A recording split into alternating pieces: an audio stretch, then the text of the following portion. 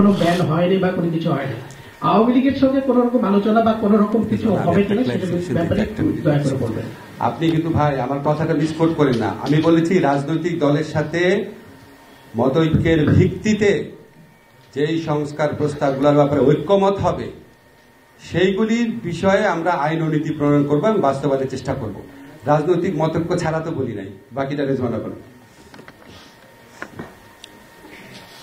এই সংস্কারের যে প্রক্রিয়াটা শুরু হয়েছে এটার কনটেক্সটটা যেন আমরা ভুলে না যাই। কনটেক্সটটা হচ্ছে একটা গণ অভ্যুত্থান।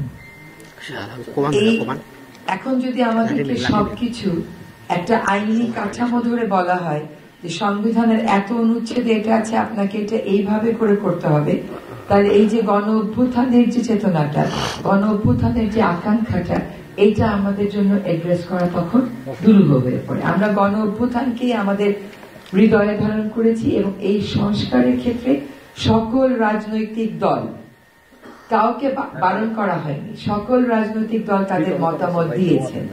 আজকে যে কমিশনগুলো রিপোর্ট দিয়েছে সেই রিপোর্টগুলো সকল রাজনৈতিক দলের লিখিত বক্তব্য প্রতিফলন করেছে। যতটুকু কমিশনরা মনে করেছেন যে নেবেন ততটুকু নিয়েছেন। এইটাই কিন্তু এটা শেষ না, এটা নিয়ে আলোচনার প্রক্রিয়া। আসিফ ভাই 1, 2, 3, 4 ফেজের কথা বলেছে, প্রয়োজন হলে ফেজ বাড়বে, কিন্তু রাজনৈতিক মতানৈক্যের ভিত্তিতেই হবে। এবং প্রধান উপদেষ্টা মহোদয় এটা ক্লিয়ার করেছে যে আমরা একটা এর পরের কমিশনটা হবে পলিটিক্যাল কনসেনসাসের কমিশন, যেটাতে উনি নিজেই থাকবেন হচ্ছে নেতৃত্বে।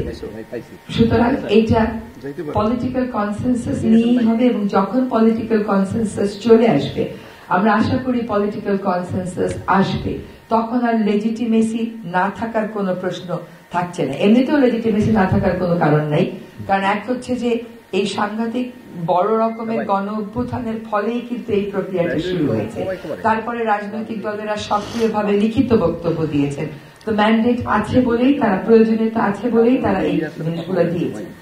আরেকটা কথা হচ্ছে রাজনৈতিক দলের সাথে আলাপ।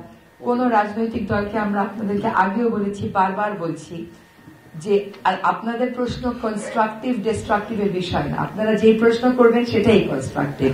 আমাদের এখানে একটা গ্রুপ আছে, হোয়াটসঅ্যাপ গ্রুপ, যেটা শফিক ভাই পরিচালনা করেন।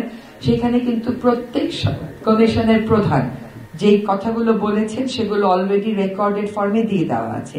তারপরে আজকে সন্ধ্যার মধ্যে সামারিগুলো চলে যাবে আপনাদের কাছে। কন্টেন্টের বিষয়ে খুব ভালো হয় আপনারা সংস্কার কমিশনের প্রধানদেরকে যদি প্রশ্ন করেন, তার কারণ ওনারা আজকে ওনাদের রিকমেন্ডেশন গুলো বলতে পেরেছেন, কিন্তু রেশনাল গুলো তো আমাদেরকে বলতে পারেন নাই, সে সময়টা তো ছিল।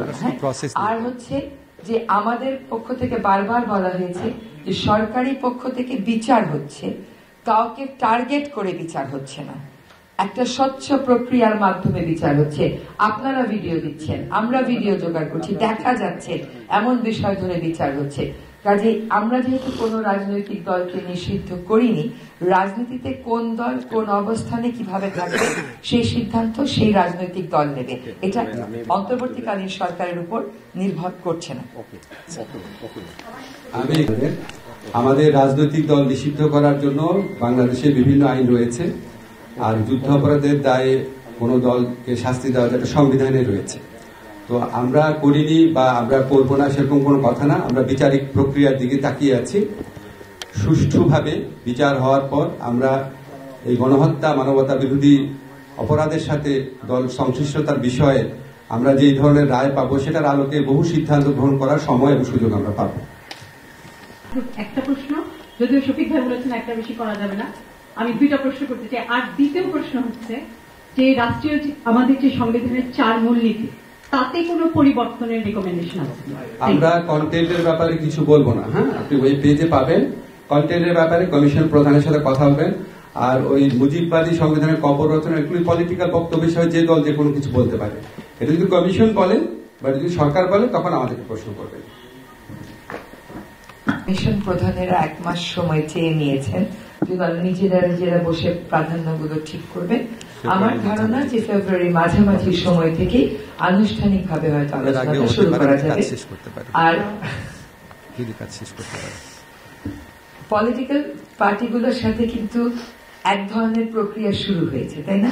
কারণ তারা তাদের লিখিত মতামত দিয়েছেন। তো কাজেই আলোচনাটা, আনুষ্ঠানিক আলোচনাটা আমার ধারণা কমিশন প্রধানরা যখন একটা পর্যায়ে চলে আসবে, ফেব্রুয়ারির মাঝামাঝি জায়গায় আনুষ্ঠানিকভাবে শুরু করে দেওয়া হবে। আমি একটা জিনিস অ্যাড করি, ওনারা যদি কাজ আগে শেষ করতে পারেন তাহলে হয়তো ফেব্রুয়ারি প্রথম সপ্তাহে শুরু হতে পারে।